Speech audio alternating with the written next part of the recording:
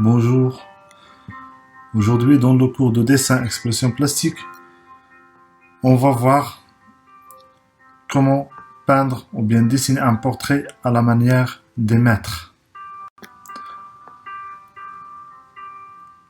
On va commencer par la citation d'un grand peintre, un grand artiste dans l'histoire de l'art. La citation dit « Il faut regarder toute la vie avec des yeux d'enfant ». Pourquoi l'enfant ? Parce que c'est la source de courage, de simplicité et de la pureté. Avant de commencer, ou bien avant d'entrer dans la pratique, on va voir une petite biographie sur Henri Matisse. C'est qui Henri Matisse ? Henri Matisse naît dans le nord de la France en 1869. Il s'intéresse à l'impressionnisme et découvre Gauguin, Cézanne, Lautrec et Van Gogh. Il donne alors un nouveau souffle à son art, utilisant des couleurs chaudes et organisant les éléments de ses toiles de manière stricte.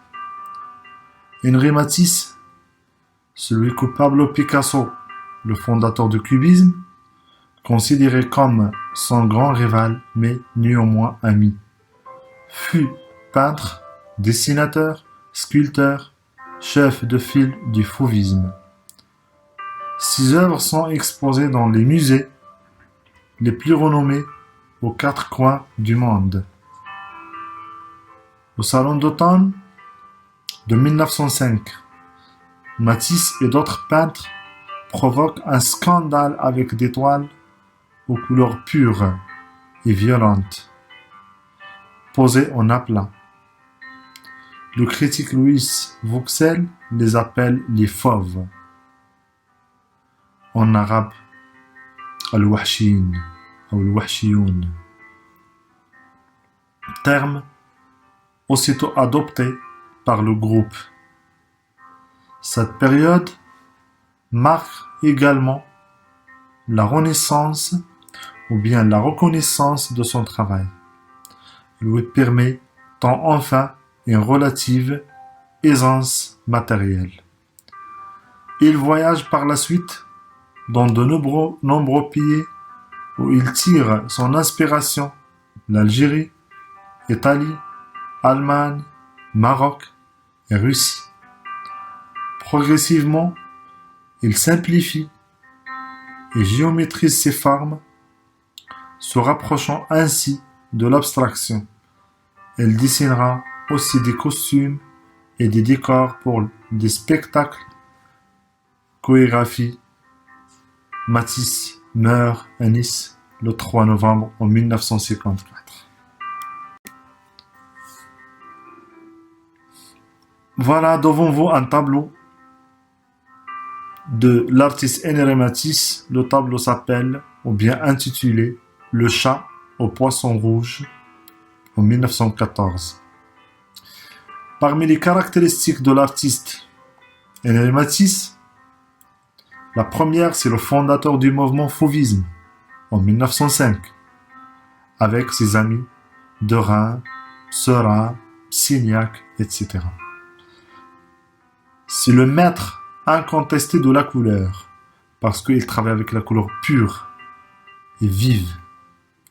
C'est le maître de simplicité et de pureté. Il simplifie les choses, comme vous voyez par exemple les motifs, les objets, etc. Ses œuvres sont plus spontanées et expressives. C'est-à-dire, il ne fait pas attention à la perspective, ou bien au plan, ou bien à la mise en page, ou bien à la scène en général. Elle travaille, comme vous avez vu dans la citation, comme un enfant. Sa palette de couleurs est pure. Comment pure ? C'est-à-dire, elle travaille avec des couleurs pures, sans mélanger avec le blanc, ou bien avec le noir. Le vert, c'est le vert. Le rouge, rouge. Orange, c'est-à-dire directement de tubes. Sa palette de couleurs est pure, vive et audacieuse. Ces toiles se composent alors de larges aplats de couleurs très vives, comme vous voyez dans le tableau. Et il y a des dégradés comme vous avez vu au cours de la couleur, ou bien de couleur. Et en même temps, il y a la technique des aplats, comme le ciel. Comme vous voyez, le bleu outre-mer, c'est aplat. Voilà. Le travail demandé. On va passer à la deuxième. Comme vous voyez sur les tableaux de Matisse, elle a passé par plusieurs étapes.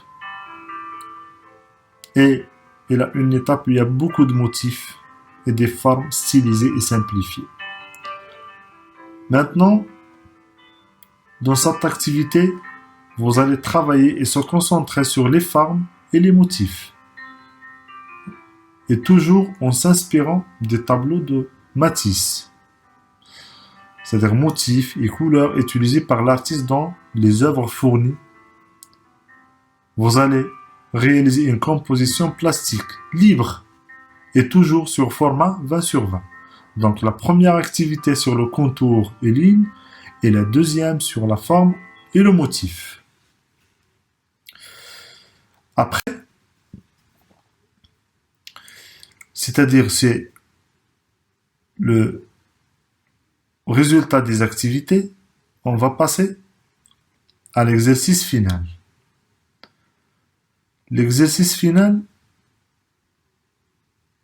ou bien l'énoncé, vous allez faire, ou bien vous allez faire un tableau à la manière de Matisse pour rendre hommage à l'artiste marocain, ou bien feu artiste marocain Mohamed Chebha.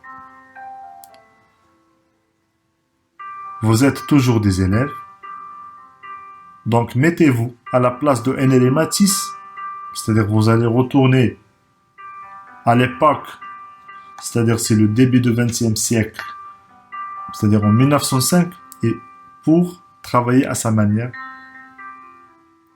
Et c'est-à-dire le travail demandé de réaliser un tableau qui représente le portrait de ce fameux artiste marocain. Après, on va voir pourquoi Mohamed Chebha et qui Mohamed Chebha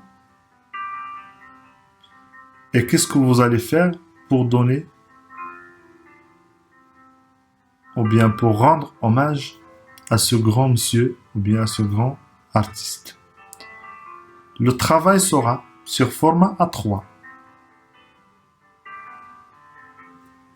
Voilà, de préférence de travailler sur un carton rigide ou bien papier constant 240 à 300 grammes.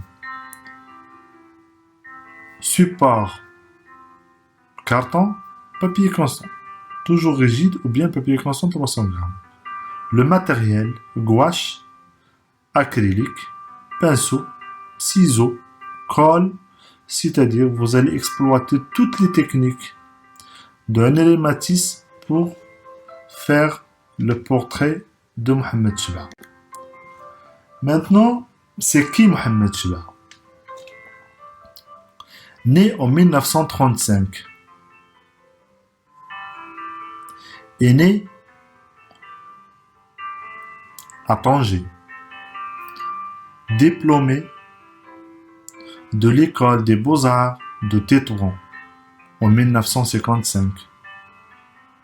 Elle part en Italie de 1962 à 1964 pour suivre des études à l'Académie des Beaux-Arts de Rome.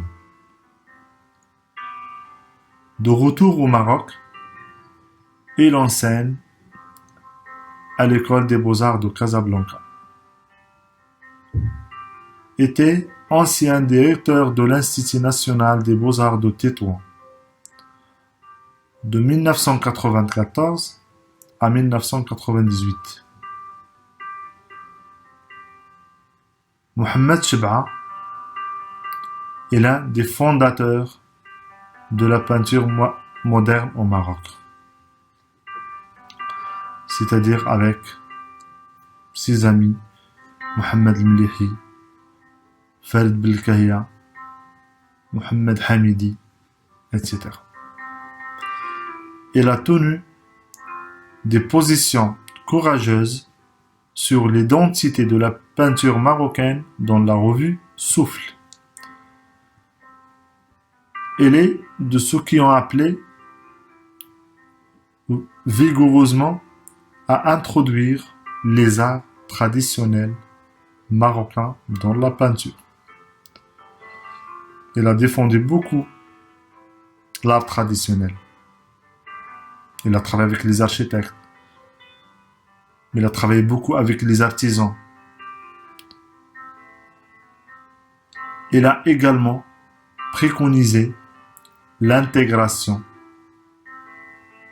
de la peinture dans l'espace urbain. L'action qu'il a menée sur la place Jama' el-Fna en 1969 en compagnie d'un collectif de peintres est encore un modèle pour ceux qui souhaitent mettre l'art à la portée d'un large public. Il a publié des écrits sur la peinture au Maroc et enseigne lentement à l'école nationale d'architecture de Rabat.